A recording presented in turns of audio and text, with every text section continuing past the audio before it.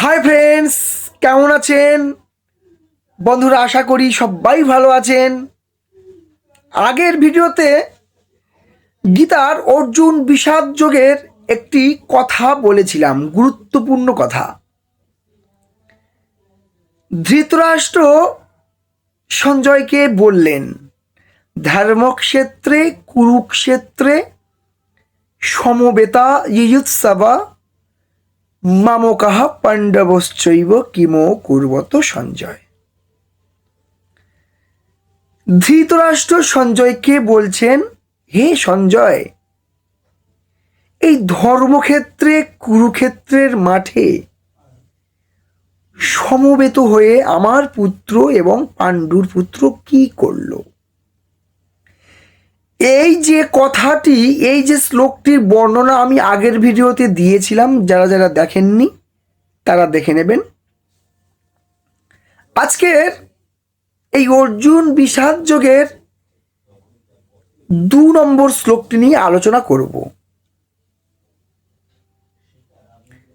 সঞ্জয় বলছেন,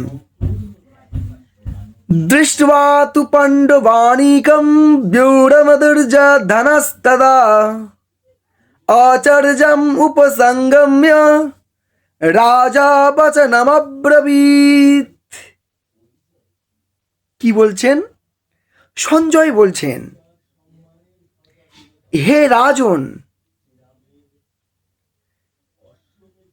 আপনার পুত্র অর্থাৎ রাজা দুর্যোধন পাণ্ডব সেনা দর্শন করে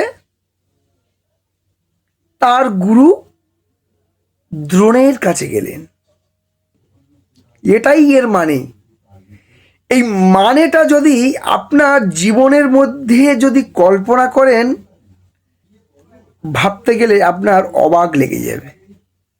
আচ্ছা, আমি আপনাকে একটা গল্পের মাধ্যমে বোঝাই। ধরুন আপনার কাছে গাড়ি আছে, বাড়ি আছে, টাকা পয়সা প্রচুর আছে, আপনি ভালো জামা কাপড় পরেছেন,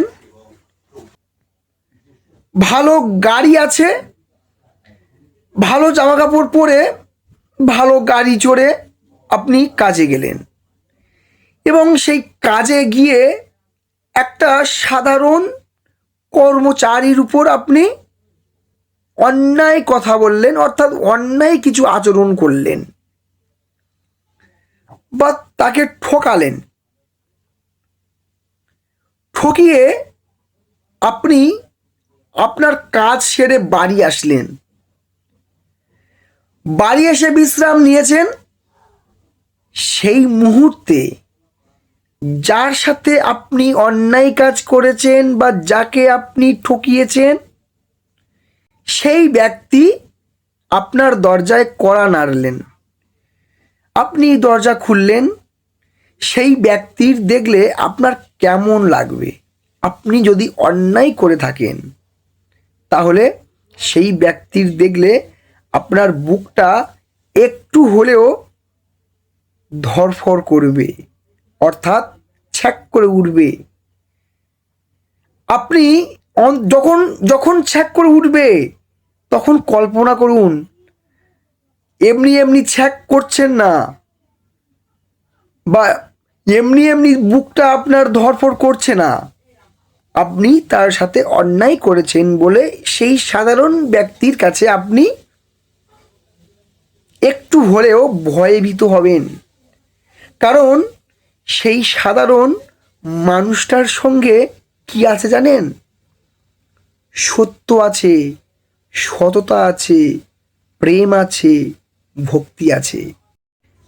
সেই সত্য, প্রেম, সততা পাণ্ডবদের মধ্যে ছিল।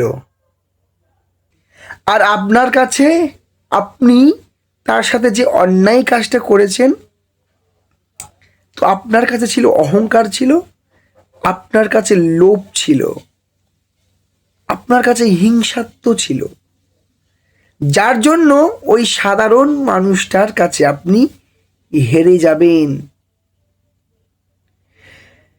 এবার যদি আমি সেই গীতা শাস্ত্রের মধ্যে ঢুকে যাই, আজ থেকে প্রায় 5000 বছর আগে ঠিক এমনটাই হয়েছিল।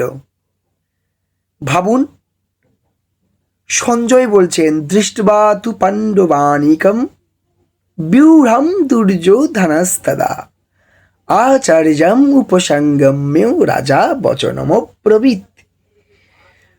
সঞ্জয় রাজা ধৃতরাষ্ট্রকে বলছেন, হে রাজন,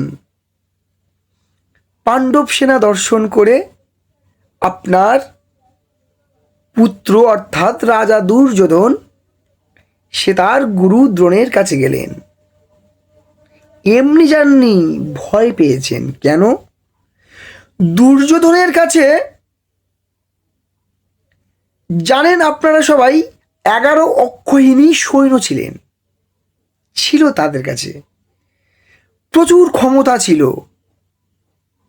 প্রচুর অস্ত্রশস্ত্র ছিল, থাকার সত্ত্বেও তিনি দ্রোণের কাছে গেলেন কেন? প্রশ্ন করুন, দ্রোণের কাছে গেলেন কেন?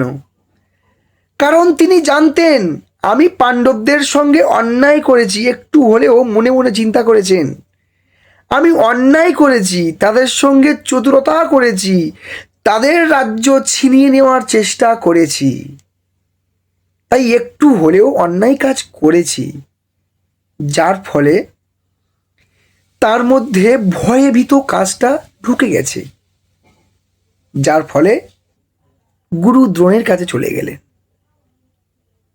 ভাবুন তো, পাণ্ডবদের কাছে কত অক্ষৌহিণী সেনা ছিল? 7 অক্ষৌহিণী। তাদের অস্ত্রশস্ত্র কম ছিল, কিন্তু তাদের মধ্যে ছিল সত্যতা, সততা, ধর্ম, যার ফলে একটু হলেও দুর্যোধন সেই সততার কাছে মাথা নত করে তিনি তার গুরু দ্রোণের কাছে কাঁপা সুরে চলে গেলেন। ভয় পেলেন, তিনি সত্যতার দেখে ভয় পেলেন। অর্থাৎ সেই মানুষটি,